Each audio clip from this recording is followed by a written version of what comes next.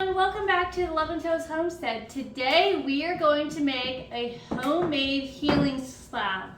So what this is basically homemade Neosporin.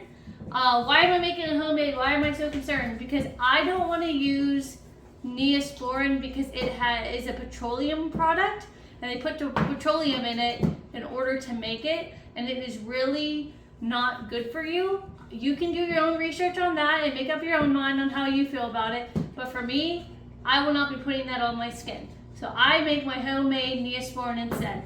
So what we're gonna do is first we're gonna sterilize our jars. These are all washed up. I'm gonna put them in this pot and we will sterilize them for 10 minutes. And then I will go over all the items that we need, okay? So I'm gonna go back here and warm these up. Okay, so let's go over everything we need. We need some coconut oil, we need some beeswax, we need a pot to do our double boiler again, just like the other salves. We need our quart jar, we need some tea tree oil, some lavender, some vitamin E. This is infused calendula oil that I did not strain out yet. This has probably been soaking or infusing since summertime, so maybe 4 months, 5 months, which is fine because this is perfect for it because we're gonna heat this up and this is gonna be really good. I also have some lavender that's infused. I have some dry lavender and some dry calendula. So for this, what we're first going to do is we are going to add a half a cup of coconut oil to this.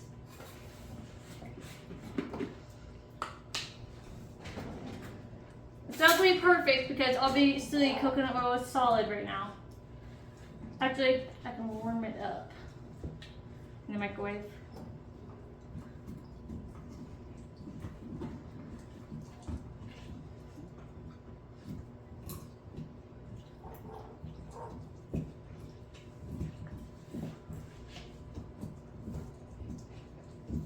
Okay, so I'm going to warm this up in the microwave. Just to make it easier on us.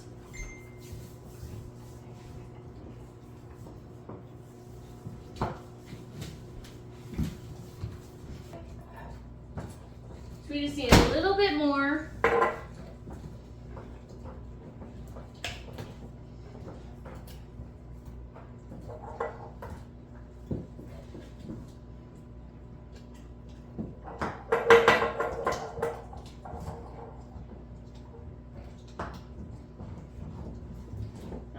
So that should be enough for that.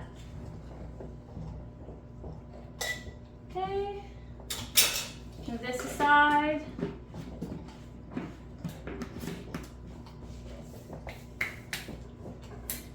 And next, we are going to add our calendula oil. We're going to do a 1/4 cup.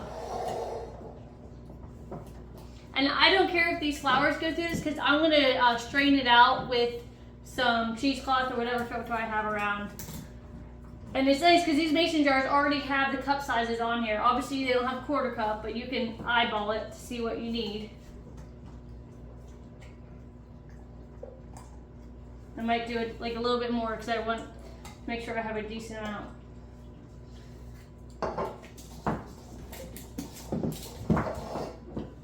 Now we're going to do the lavender, another 1/4 cup. Looks like I did a whole cup, which that's fine too.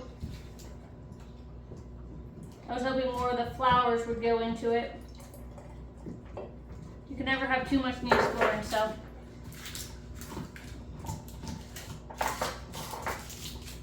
Okay, so since there wasn't a whole lot of calendula that went into there from this, I'm going to add some of these in. So what were these for? So these were for if you didn't have these infused yet, you could put this oil in here, put a 1/2 cup of calendula in and a 1/2 cup of lavender in, and we would heat up so the healing properties of these flowers would go into the oil. So that was the purpose of that.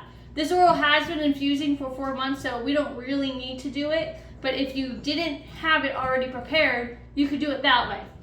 So since we already had the lavender flowers in there, I'm still going to add some of these in, because why not?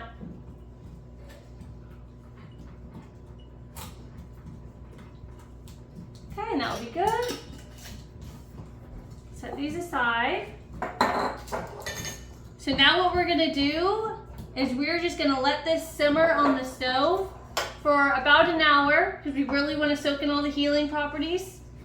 So that's what we're gonna do because we have to wait for the jars to cook anyway. So we're gonna go over here and put this over here. I'm actually going, okay. Okay, so as you see, I have it over here. I am going to stir this up to make sure everything's in the oil, getting submerged.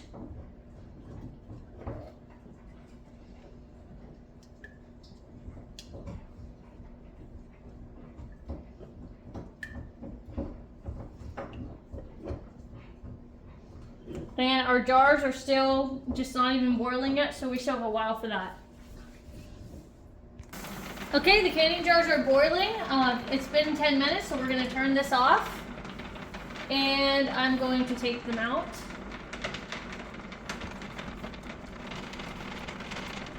And I'm just going to take them to the counter.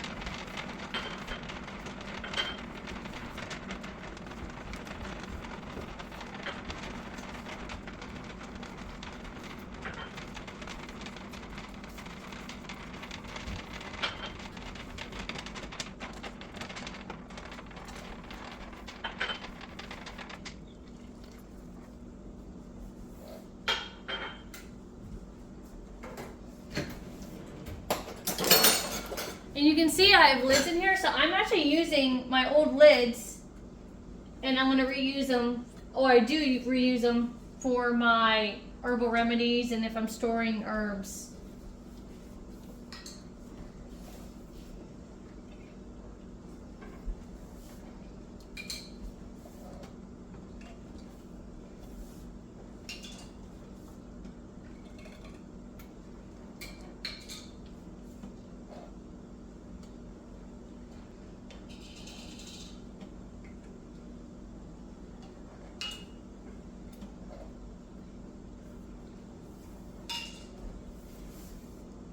Okay, so now that this has been cooking, it's actually boiling even though it's on low.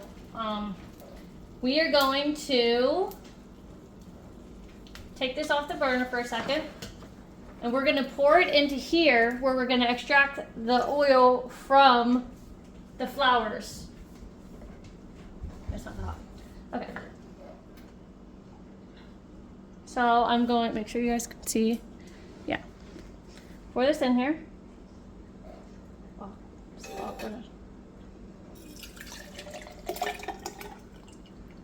Just like that. And it's okay if there's a little bit left in it. It's not going to hurt anything. So what we're going to do is we're going to put this top on. And it's going to separate it like that. And then I'm going to pour it in here.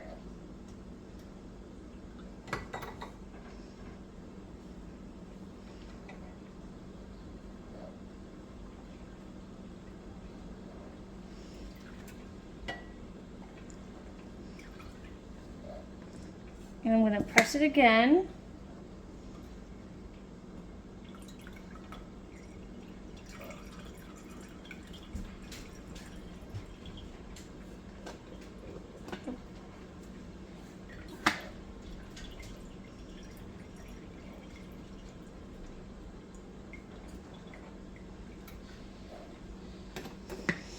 Okay, so now we're going to put our beeswax in. So I'm actually going to need my tablespoon one this time. And we're doing, since there's a little bit added oil, I'm going to do 6 tablespoons of beeswax.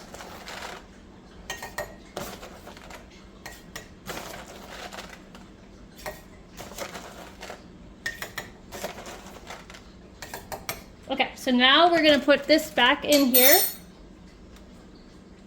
And we're going to warm it up so we can warm up that beeswax. It probably won't take as long because this oil is already pretty warm.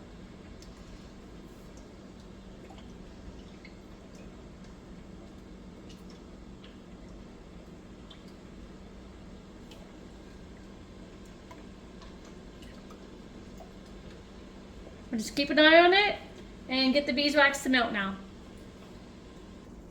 Okay, so we're getting really close. So this is pretty much melted, the beeswax. So what we're gonna do is we're gonna take this off the burner, turn it off. Still a little, oh no, those are the lavender, okay. Take that off, move this over here on this hot pad. We're gonna add our honey in. So it's a tablespoon of honey.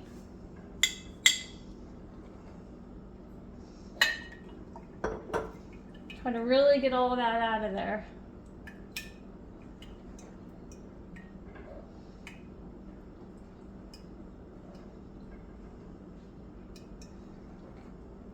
And I know you're not supposed to use metal with honey because it can react, but I don't have my ceramic one clean right now. It's in the dishwasher.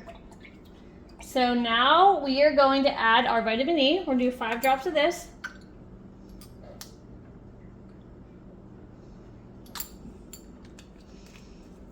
And then we'll do our lavender drops. We're gonna do 10 of these.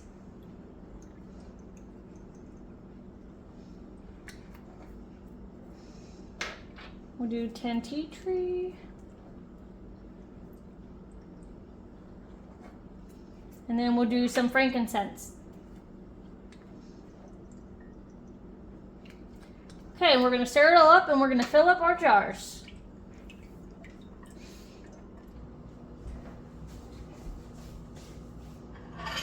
All right, and we're gonna be quick because this stuff dries pretty fast.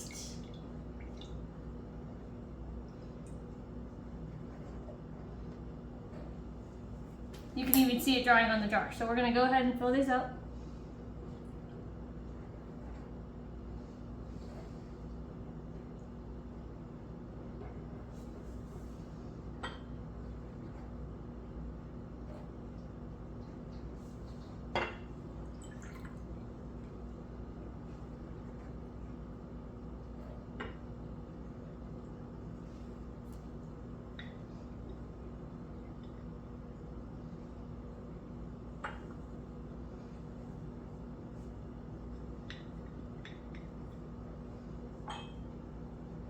Okay, so I have these little labels where I'll label my lids, let these dry for an hour, and that's it. I'm just gonna store them on my pantry shelf. So I hope this video was helpful. I hope you make your homemade Neosporin and it turns out great. Like and subscribe, see you later.